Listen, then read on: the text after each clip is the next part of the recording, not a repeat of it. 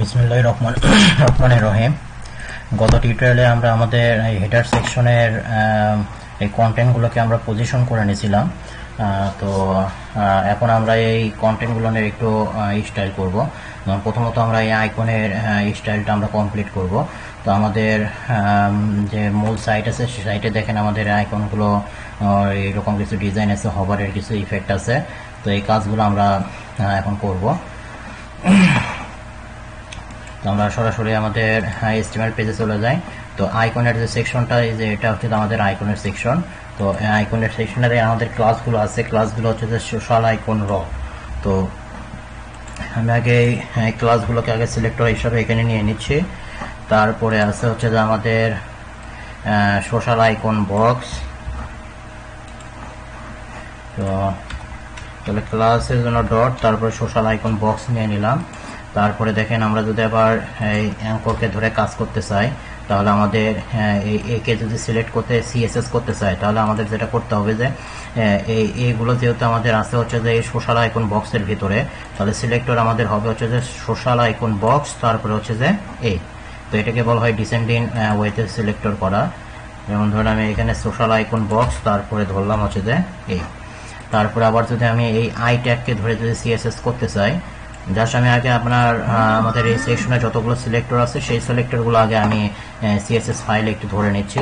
ধরে নিয়ে যখন যে সেকশনে আমাদের যে সিলেক্টরে আমাদের কাজ করার দরকার পড়বে সেই সিলেক্টরে আমরা কাজগুলো করব।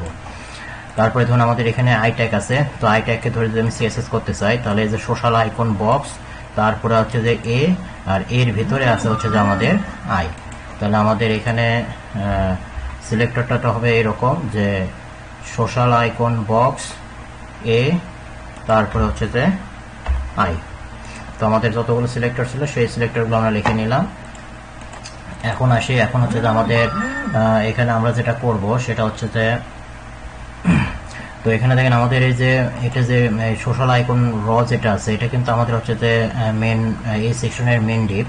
তো এটা কিন্তু আমাদের একটা চাইল্ড ডিপ, কারণ হচ্ছে যে এই ডিপটা কিন্তু আসতে হচ্ছে তো আমাদের মেন যে ডিপ, এই যে হেডার সেকশন। তো এটাকে আমরা কিন্তু ফ্লেক্স বক্স ইউজ করে কিন্তু আমরা এগুলোকে পজিশন করছি, এই ডিপগুলোকে কিন্তু পজিশন করে নিছি। তো এটা হচ্ছে যে আমাদের প্যারেন্ট ডিপ, আর এইগুলো হচ্ছে যে আমাদের চাইল্ড ডিপ। তো আমরা যদি এই চাইল্ড ডিপের ওয়াইড যদি আমরা কম বেশি করতে চাই, তাহলে কিন্তু ফ্লেক্স বক্সের আমাদের এই চাইল্ড ডিপের কিছু প্রপার্টি আছে। যেমন ধরেন এই যে আমরা আলোচনা করছিলাম যে যদি আমরা আইটেম যে ডিপগুলো থাকে সেগুলোর যদি আমরা ওয়াইড ফিক্সড করে দিতে চাই, তাহলে কিন্তু আমরা এই যে ফ্লেক্স বেসিস যে প্রপার্টিটা আছে এটা ব্যবহার করতে পারি। তো আমি এখানে যেটা চাচ্ছি সেটা হচ্ছে যে আমাদের যে আইকনের যে সেকশনটা আছে এই সেকশনটা 100% হবে। তো যার কারণে আমি এই যে ফ্লেক্স বেসিসটা আমি 100% দিলাম। দেওয়ার পরে এটা দেখেন এটা 100% হয়েছে কিনা সেটা দেখার জন্য আমি এই যে সলিড বর্ডার রেড এটা জাস্ট আমি ব্যবহার করতেছি, পরে আমি এটা রিমুভ করে দেব। এখন যদি রিফ্রেশ করলে দেখেন এই যে আমাদের এই সেকশনটা কিন্তু 100% হয়ে গেছে। আর আমাদের এই যে সেকশনে দেখেন এই যে এই সেকশনের কিন্তু উপরে আমাদের একটু স্পেস আছে। তো আমাদের এখানে কিন্তু স্পেস নাই, একটু আমরা স্পেসটা দিয়ে নিই। তো এখানে আমরা ধরুন স্পেসটা দেওয়ার জন্য আমরা মার্জিন বা প্যাডিং যে কোনো একটা ব্যবহার করতে পারি। তো ধরুন আমি একবারে টপে আমি মার্জিনটাই ব্যবহার করতেছি, প্যাডিং ইউজ করলেও হবে। ধরুন মার্জিন আমি দিলাম 30 পিক্সেল। তাহলে দেখেন উপরে আমাদের একটু স্পেস ধরে নিছে। আর হচ্ছে যে এখন আমাদের যে কাজটা করব আমরা সেটা হচ্ছে যে এখন আমরা হচ্ছে যে আমাদের যে আইকনগুলো আছে এই আইকনগুলো নিয়ে আমরা একটু স্টাইল করব। তো এই আইকনগুলো যেহেতু আমাদের এই অ্যাঙ্কর ট্যাগের ভিতরে আছে, তো আমরা অ্যাঙ্কর ট্যাগকে ধরে আমরা কিছু CSS করব। তো অ্যাঙ্কর ট্যাগের সিলেক্টর আমরা এখানে নিয়ে নিয়েছি।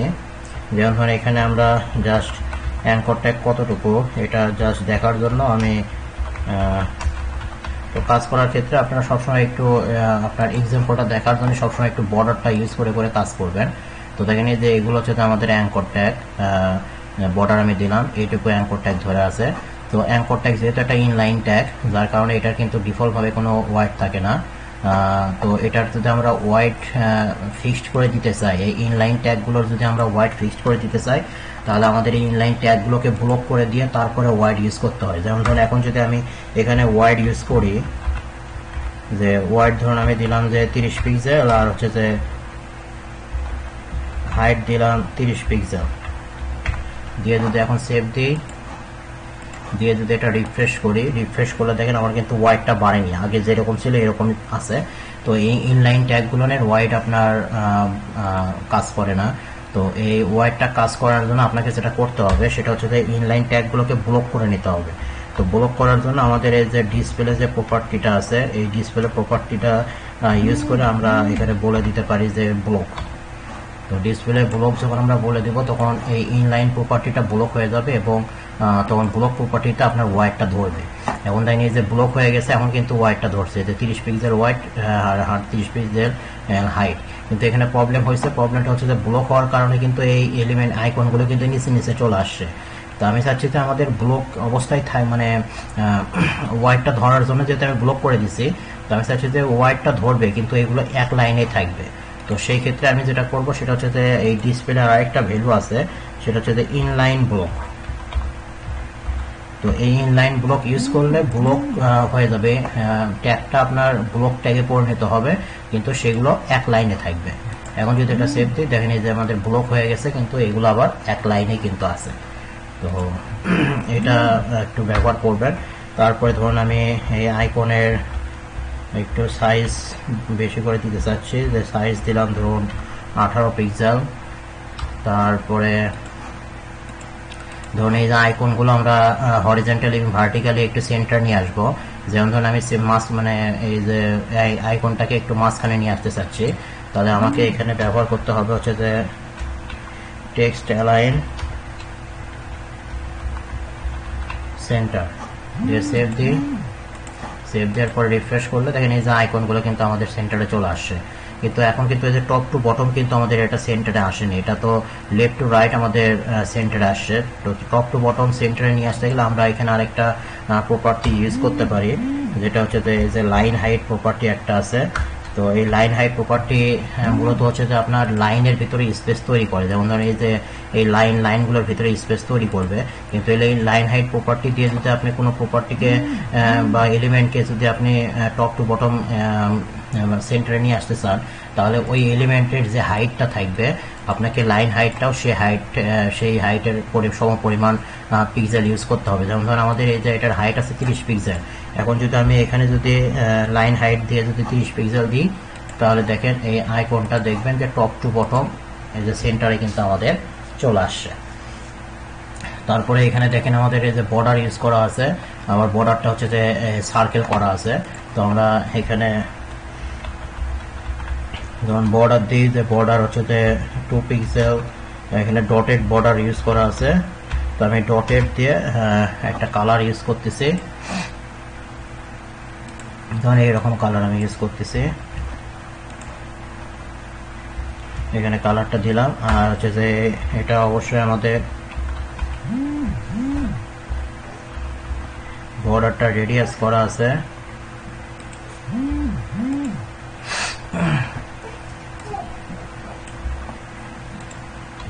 তো বর্ডারটা রেডিয়াস আমরা করে দিলাম হচ্ছে যে 50%।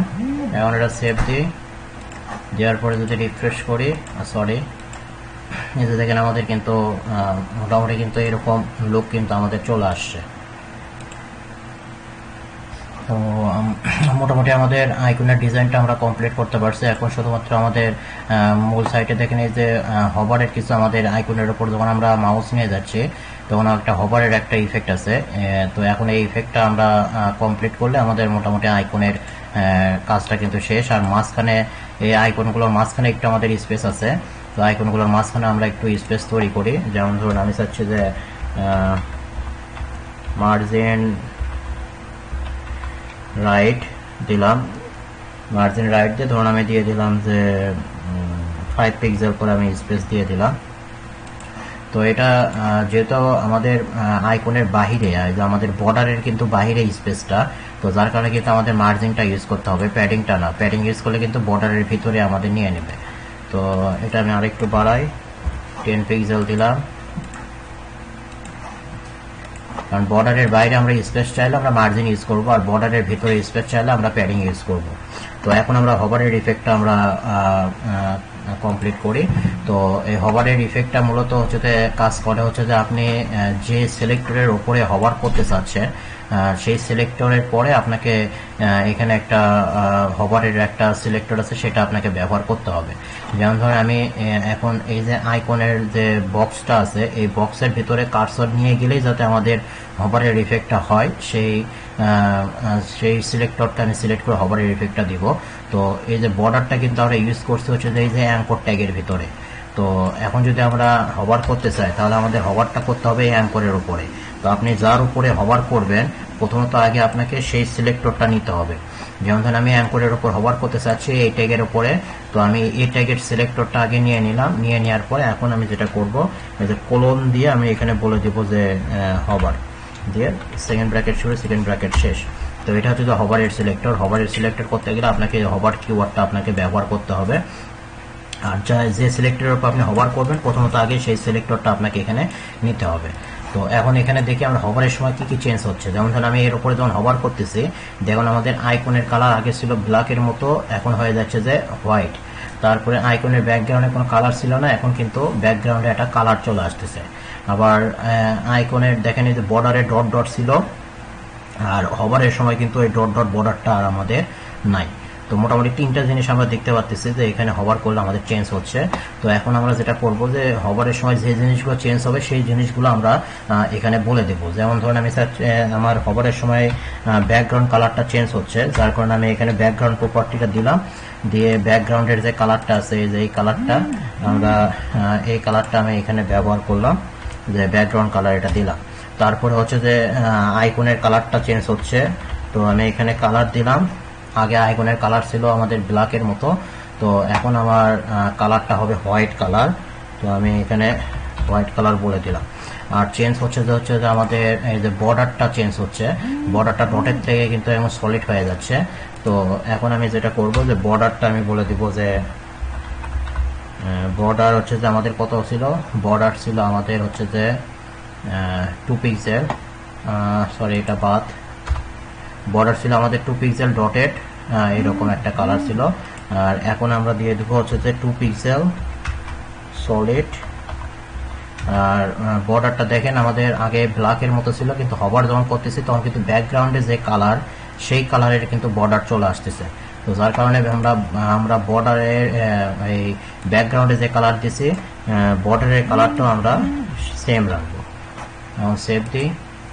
সেভ দেওয়ার পরে যদি এটা রিফ্রেশ করি, রিফ্রেশ করার পরে এখন হভার করেন, এই যে দেখেন আমরা যে ধরনের ইফেক্ট চাইছিলাম সেটা কিন্তু এখানে কিন্তু হচ্ছে।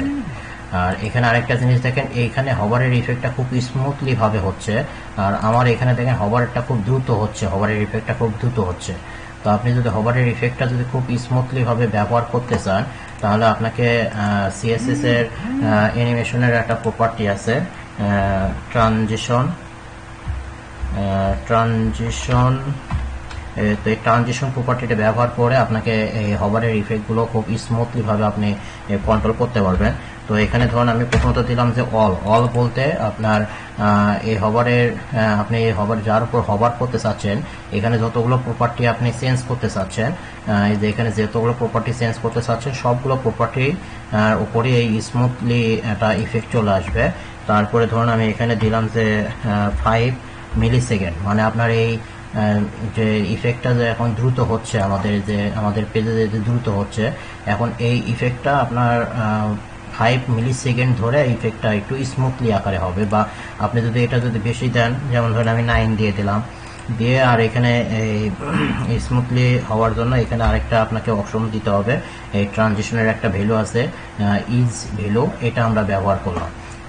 তো এগুলো আমাদের web design, fundamental of web ডিজাইনের পুরোপুরি একটা কোর্স আছে, যেখানে আপনাদের সিএসএস এর যত প্রপার্টি আছে সবগুলো প্রপার্টি নিয়ে বিস্তারিত আলোচনা করা হয়েছে। তো যারা একবারে নতুন তারা যদি ওই কোর্সটা কমপ্লিট করেন তাহলে এই জিনিসগুলো বুঝতে আপনাদের আরও সুবিধা হবে। আমরা সেভ দিই, দেওয়ার পরে যদি রিফ্রেশ করি, রিফ্রেশ করার পর এখন দেখেন খুব স্মুথলি কিন্তু আমাদের এই হভারটা পরিবর্তন হচ্ছে। তো আমাদের হভারের আইকনের যে স্টাইলটা মোটামুটি আমরা আইকনের স্টাইলটা করে ফেলেছি। এরপরে আমরা দেখব হচ্ছে যে এই সেকশনের স্টাইলটা আমরা কিভাবে করব সেটা দেখব। তো আজকের টিউটোরিয়ালে এইটুকুই। আর এখান থেকে আমরা এই যে বর্ডারটা আমরা রিমুভ করে দিই, বর্ডারটা এখন আমাদের আর দরকার নাই।